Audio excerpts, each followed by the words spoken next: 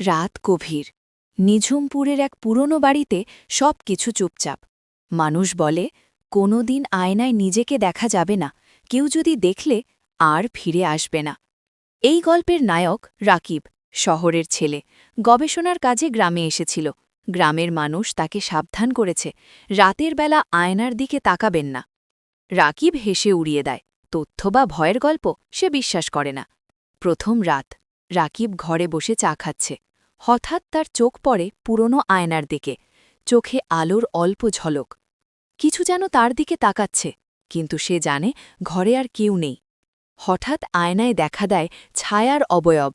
রাকিব হতভম্ব, প্রতিফলনে সে নিজেকে দেখছে না। একটি অজানা মুখ অন্ধকারে ঢাকা তার দিকে তাকিয়ে আছে। প্রতিফলনটি সতত মাথা ঘোরাচ্ছে, যেন শুষ্ক শব্দ করছে। রাকিব চিৎকার করতে চায়, কিন্তু শব্দ বের হয় না। ঘরের বাতাস হঠাৎ ঠান্ডা হয়ে যায়, দূরে কাঁপা আলো ফ্লিকার করছে। অবশ্যিকভাবে প্রতিফলনটি কথা বলে। আপনি কি নিজের প্রতিফলন দেখলেন না? তার চোখে অজানা আতঙ্ক, শরীর জমে যায়। রাকিব কাঁপছে, সে ফিরে তাকায়, কিন্তু নিজের প্রতিচ্ছবি মুছে গেছে।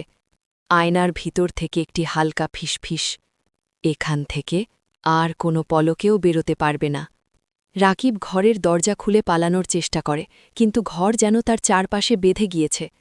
রাকিব ঘরের দরজা খুলে পালানোর চেষ্টা করে, কিন্তু ঘর যেন তার চারপাশে বেঁধে গিয়েছে। পরদিন সকালে গ্রামের মানুষ দেখল রাকিব হারিয়ে গেছে। শুধু আয়নার পেছনে একটি ছায়ার মুখ এখনও তাকিয়ে আছে। থামা। ভয়েস, ফিসফিস। আপনি কি কখনো আয়নায় নিজের প্রতিফলন দেখেছেন? যদি দেখেন, চোখ ফিরিয়ে নেবেন কি?